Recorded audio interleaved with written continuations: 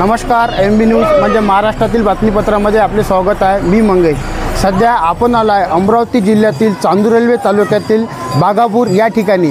बागापूर या ठिकाणी आपण आलो असता या ठिकाणी खप्ती महाराजचा महोत्सवला सुरुवात झालेली आहे आणि हा महोत्सव तब्बल 7 दिवस चालत होता आणि आज त्या महोत्सवाची समाप्ती आहे। त्या समाप्ती असल्या कारणाने आपल्यासोबत मंदिराचे विश्वस्त जुळलेले आहे, तर त्यांच्यापासून आपण जाणून घेऊया। काय सांगा आपण? आज श्री संत खप्ती महाराज संस्थान बागापूर येथे महाशिवरात्रीचा महोत्सव याचा आज शेवटचा दिवस आहे आणि या प्रसंगी आज पालखी सोहळा इथे आयोजित करण्यात आलेला आहे। पालखी सोहळा मंदिरातून निघून इथे महाराजांच्या जन्मस्थळी पोहोचलेला आहे।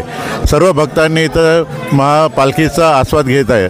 यानंतर गोपालकालेचं कीर्तन होईल व महाप्रसादाला सुरुवात होईल। आपण काय सांगा?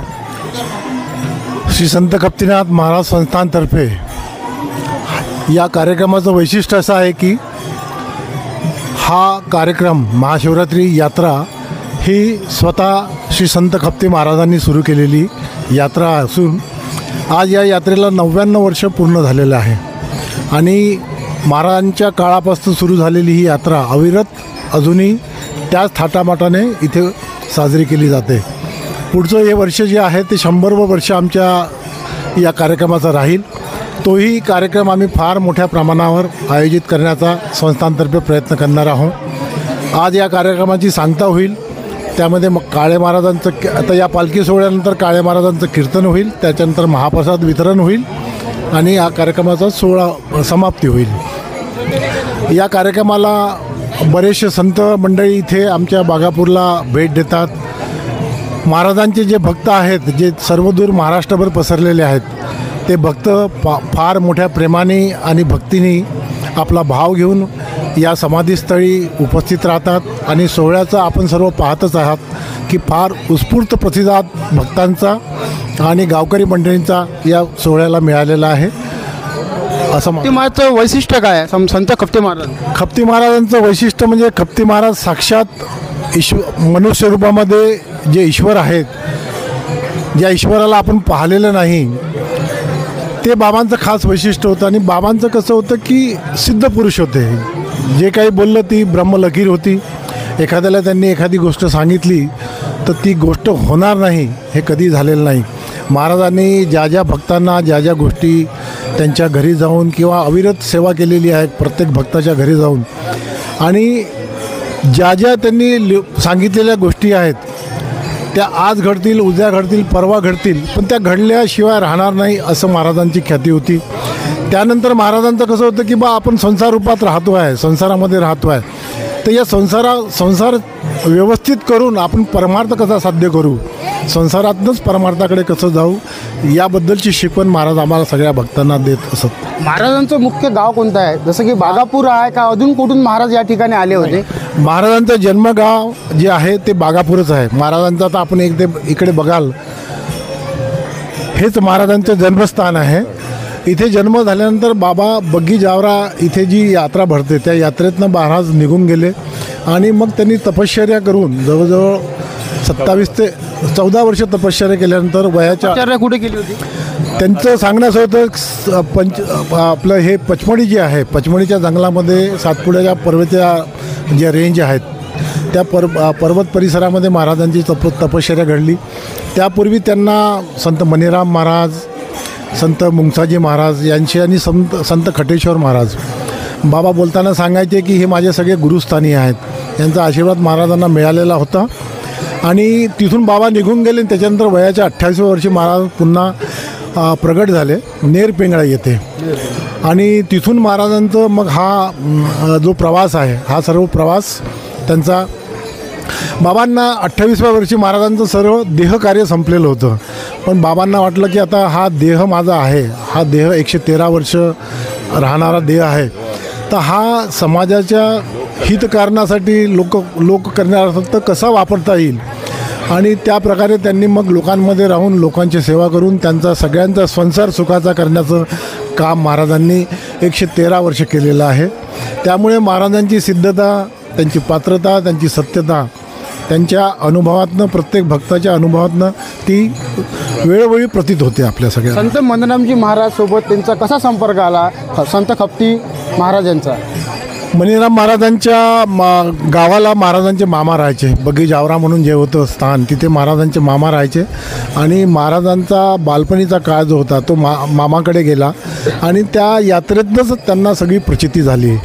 महाराजांना जे काही आध्यात्मिक त्यांची ओढ होती आणि त्या आध्यात्मिक ओढीला पूर्णत्वाकडे नेण्यासाठी मनीराम महाराजांनी त्या यात्रेतनं त्यांना प्रेरणा मिळाली आणि तिथून त्यांचं सगळं आध्यात्मिक जीवन सुरू झालं. म्हणजे मनीराम महाराजपासून संत खप्ती महाराज यांचं बग्गी जावरा इथून त्यांचं आलं, तिथून संपूर्णपणे महाराज आपल्या भाषेमध्ये बोलताना आम्हाला सांगायचे की मनीराम महाराजांच्या यात्रेतनं मी फरारी आहो म्हणे. म्हणजे तिथून मी या यात्रेकडे प्रवास सुरू केला असं आम्हाला ते महाराज प्रकर्षात मनीरामजी महाराज यात्रा महोत्सव त्या यात्रेतनं मी फरारी झालो म्हणे. म्हणजे फरारी झालो म्हणजे प्रपंच मी त्यागला आणि मी आध्यात्मिक जीवनाकडे वळलो असं महाराज सांगायचे. तुमचं नाव? माझं नाव आबा भोगे. सध्या मी श्री संत खप्तीनाथ महाराज ट्रस्टचा अध्यक्ष आहे आणि आमचं सगळं विश्वस्त मंडळ आहे. त्याप्रमाणे आम्ही हे सगळे कार्य सगळ्यांच्या सहमतीने आणि सगळ्यांच्या पुढाकाराने आम्ही करत असतो. नक्कीच. सध्या आपण आलो आहे खप्ती महाराज या ठिकाणी. आपण बघू शकतो या ठिकाणी खप्ती महाराजचं हे जन्मस्थान आहे आणि श्री संत खप्ती महाराज जन्मस्थान या ठिकाणी सुद्धा आपण आलेलो आहे. आणि मंदिराचे विश्वस्त आपण बघू शकतो काही संपूर्ण मंदिराचे विश्वस्त आहे आणि मंदिराचे विश्वस्त यांनी खप्ती महाराजचा इतिहास काय आहे हे आपल्याला आपल्या MB न्यूज म्हणजे महाराष्ट्रातील बातमीपत्रासोबत बोलतात. आपल्यासोबत पुन्हा काही भाविक भक्त आहेत त्यांच्यापासून आपण जाणून घेऊ. सर, प्रथम तुमचा आमचा MB न्यूज महाराष्ट्रातील बातमीपत्र दर्शकांना परिचय द्या. मी समीर सराफ आदित्यनका पतसंस्थेला रिप्रेझेंट करतो आणि बागापूर माझं श्रद्धास्थान आहे. बस एवढंच बोलेल. आणि तुम्ही कुठून आलेले आहे? नागपूरवरून. हो. किती वर्षापासून तुम्ही या? 1.5 वर्षाचं. 1.5 वर्षापासून. काय असं आढळलं तुम्हाला संत खप्ती महाराज बागापूरमध्ये? महाराजांचा काय अनुभव आला तुम्हाला? हे सगळं मान्यतेवर आपल्या. मला परिस्थिती अशी आली की मी जंगलात भटकलो होतो आणि ते पोचलो आणि त्यानंतर जे माझ्या जीवनात बदल घडले ते माझ्यापुरती मर्यादित आहे असं मला वाटतं. नक्कीच. आपण बघू शकतो की या ठिकाणी भक्तसुद्धा नागपूर आणि इतर विदर्भातून सर्व भक्त या ठिकाणी दाखल होतात आणि हे अमरावती जिल्ह्यातील एक संत खप्ती महाराजचा एक मंदिर आहे आणि या मंदिराचा आज समाप्ती आहे. या समाप्तीला या ठिकाणी हजारोच्या वर भक्त दाखल होऊन पुन्हा आपल्यासोबत काही भाविक भक्त आहेत. कुठून आले आपण? मी नागपूर जिल्हा कळमेश्वर तहसील आणि छोटेसे गाव आहे तिथे वाढवणा म्हणून इथलं मी आलेलो आहो आणि मी महाराष्ट्र राज्य वीज वितरण कंपनीमध्ये कार्यरत नागपूरला आहो. माझा महाराजे बाबतीत अनुभव म्हणजे आम्ही 1983 माझ्या वडिलांच्या हातापासून आम्ही जोडलेलो आहोत.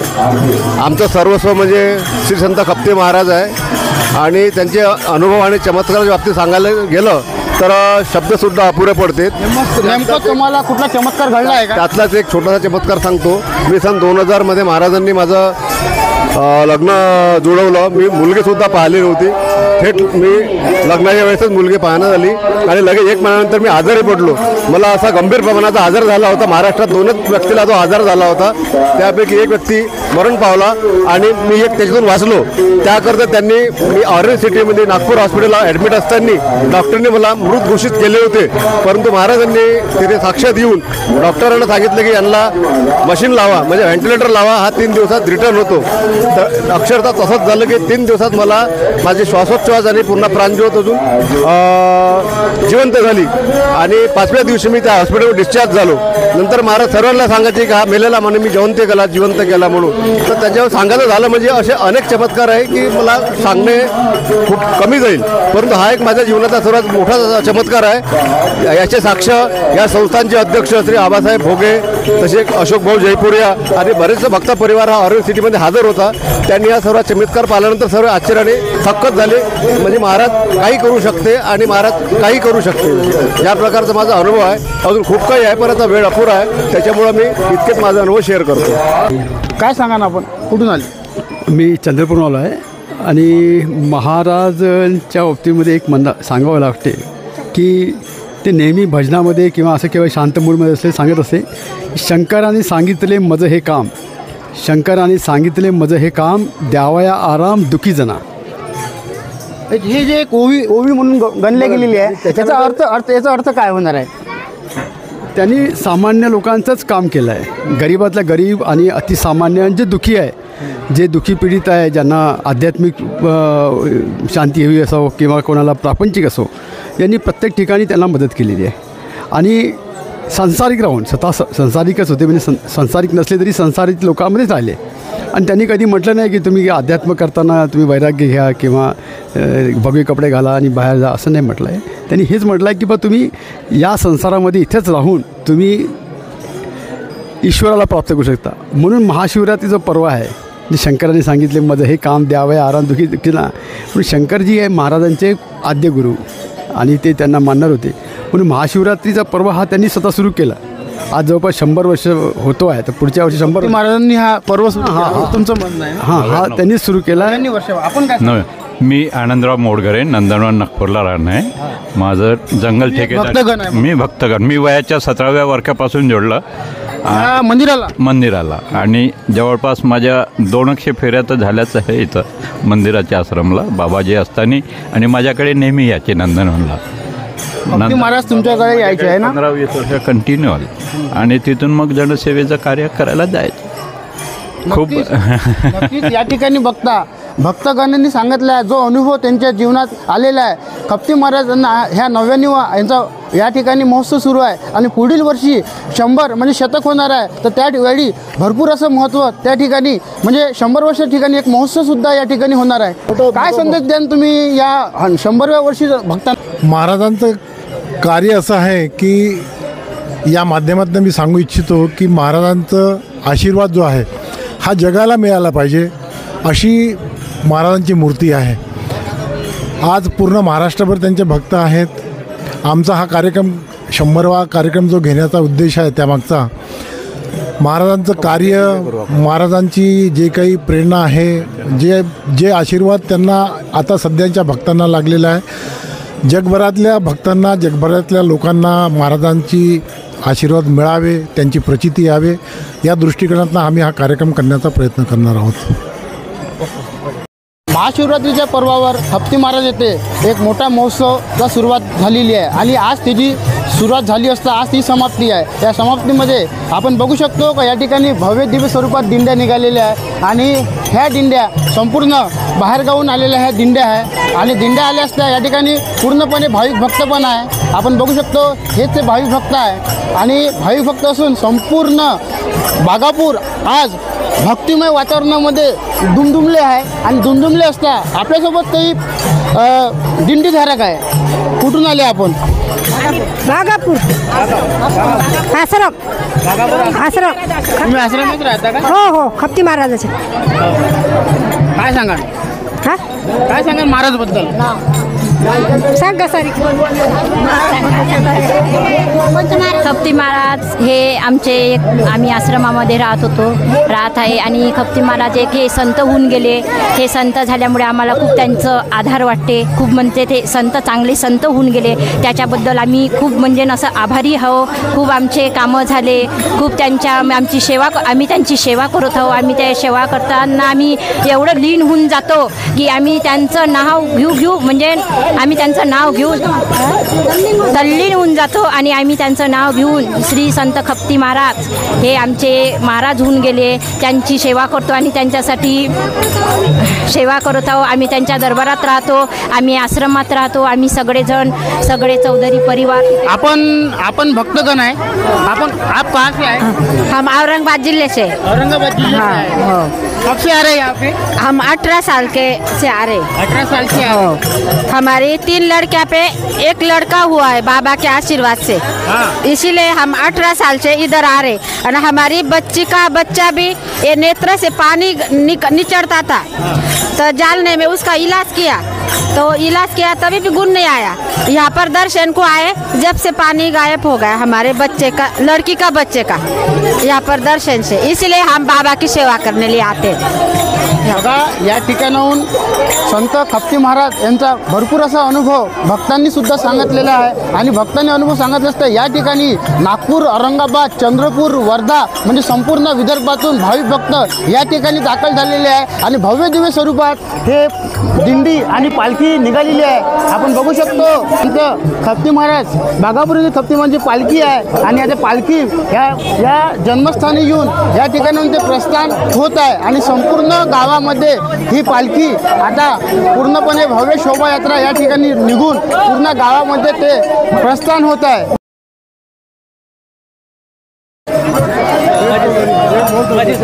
माजी सरपंच आपल्यासोबत माजी सरपंच विवेक भाऊ चौधरी आहे.